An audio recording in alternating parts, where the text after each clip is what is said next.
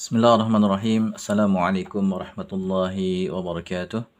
Alhamdulillah wassalatu wassalamu ala Rasulillah wa ala alihi wa sahbihi wa mawalah amma ba'du.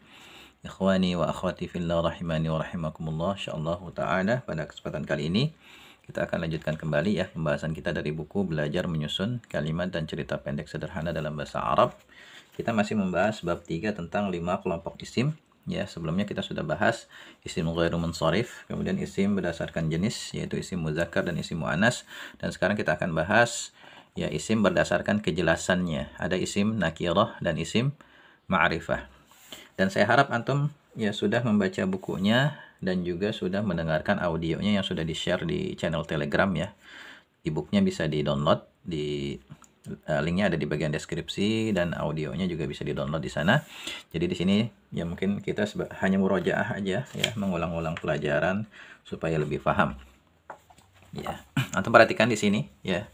Isim itu ditinjau dari kejelasannya, ditinjau dari ta'yinnya. Ta'yin itu kejelasan. Dibagi menjadi dua, ada isim nakiratun ya, nakirah, dan isim ma'rifatun, isim ma'rifah.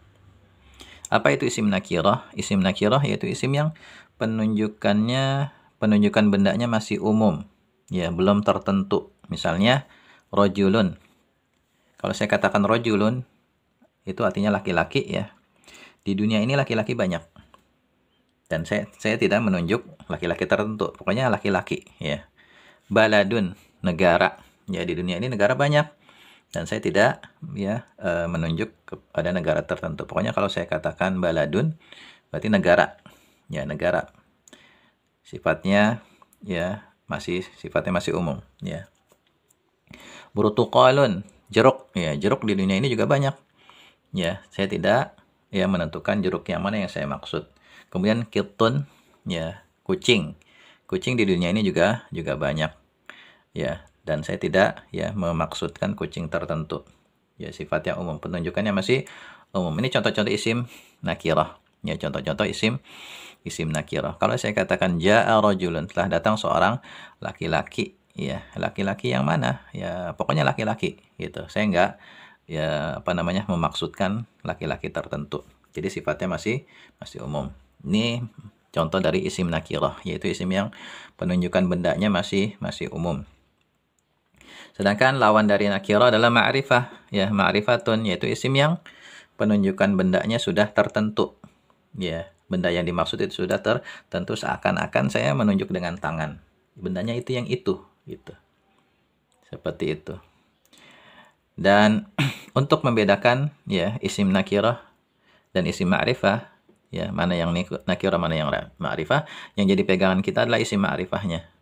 Ya, kita kenali isim ma'rifah menurut orang Arab. Nah, kemudian nanti kita bisa membedakan ya mana yang ma'rifah dan mana yang nakirah. Menurut orang Arab ya, yang termasuk isim ma'rifah diantaranya misalnya nama manusia, nama orang. Seperti misalnya Muhammadun, Zaidun, ya itu masuknya isim ma'rifah. Karena ketika saya sebut Muhammadun, berarti yang saya maksud sudah tertentu, yaitu seorang laki-laki namanya Muhammad, bukan laki-laki yang lain yang namanya Zaid, Hasan atau siapapun ya. Jadi makanya kalau nama orang disebut nama orang berarti masuknya ma'rifah, sudah tertentu. Atau nama kota misalnya Jakarta. Ini juga sudah tertentu ya kan. Kalau saya sebut misalnya Madinatun, sebuah kota, masih umum, nakirah maksudnya. Tapi kalau saya katakan Jakarta berarti sudah tertentu ya, kota yang namanya Jakarta. Adanya di Indonesia, ibu kota Indonesia. Atau misalnya Indonesia, nama negara. Nah, nama negara juga termasuk isim ma'rifah. Ya. Kemudian yang termasuk isim ma'rifah menurut orang Arab adalah isim yang ada awalannya al-nya. Isim yang diawali al. Misalnya ar-rajulu. Ar-rajulu artinya terjemahannya nanti laki-laki itu. Ya, kita pakai kata-kata itu atau ini sesuai dengan konteks kalimatnya. Ya, karena yang kita maksud adalah sesuatu yang sudah tertentu. Beda kalau misalnya rajulun, seorang laki-laki, ya masih sifatnya umum. Tapi kalau ar-rajulu maksudnya laki-laki itu sudah tertentu, laki-laki yang kita maksud. Ya. Nah, ini perbedaan isim nakirah dan isim ma'rifah. Jadi selain yang termasuk ya selain ma'rifah, maka kita katakan dia nakirah ya. Jadi selain nama orang, nama kota, nama negara, atau isim yang berawalan alif lam, maka dia termasuk nakirah. Jadi dari sini kita bisa simpulkan ya, nama buah seperti burtuqalun, nama hewan kitun ini bukan termasuk ma'rifah. Karena ketika kita sebut burtuqalun, jeruk, ya di dunia ini jeruk masih banyak gitu kan. Kitun, kucing. Kucing di dunia ini banyak. Kecuali kucing ini kita kasih nama ya, kita kasih nama misalnya si manis, si putih. Itu baru nanti jadi ma'rifah. Ya, atau kita kasih alif lam di depannya ya, al-baladu, al-burtuqalu, al-qittu. Baru nanti menjadi ma'rifah, dan nanti nerjemahinnya biasanya pakai kata-kata ini atau itu. Ya, jadi untuk mengubah nakirah menjadi ma'rifah itu dengan cara menambahkan alif lam. Misalnya baitun, sebuah rumah. Ya, tapi kalau al-baitu bisa kita terjemahkan rumah itu atau rumah ini.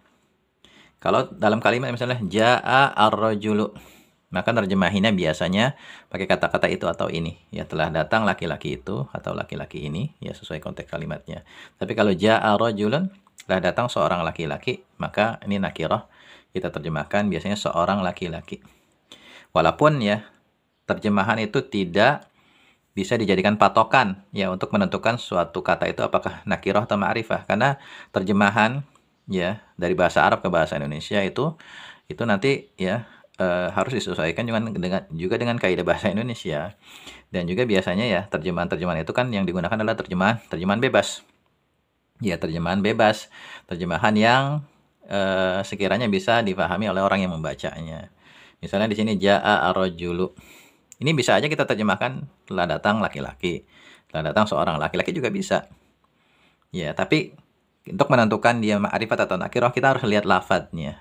Lihat lafadznya. Ya, kalau ada alif lam di sini ar-rajulu, ya di sini masuknya ma'rifah.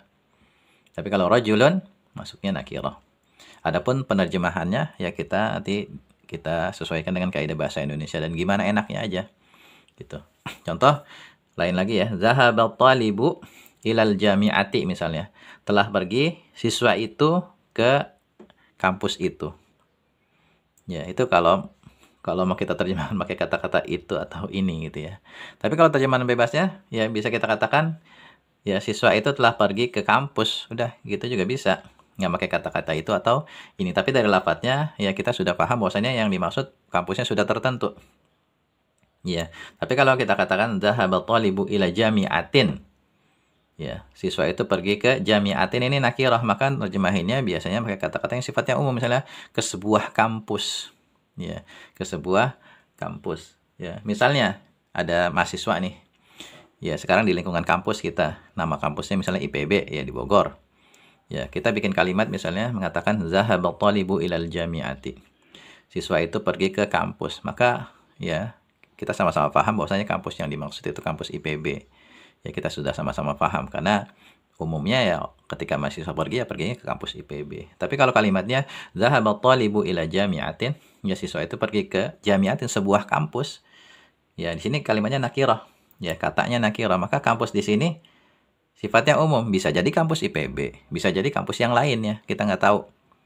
Ya, pokoknya kampus aja.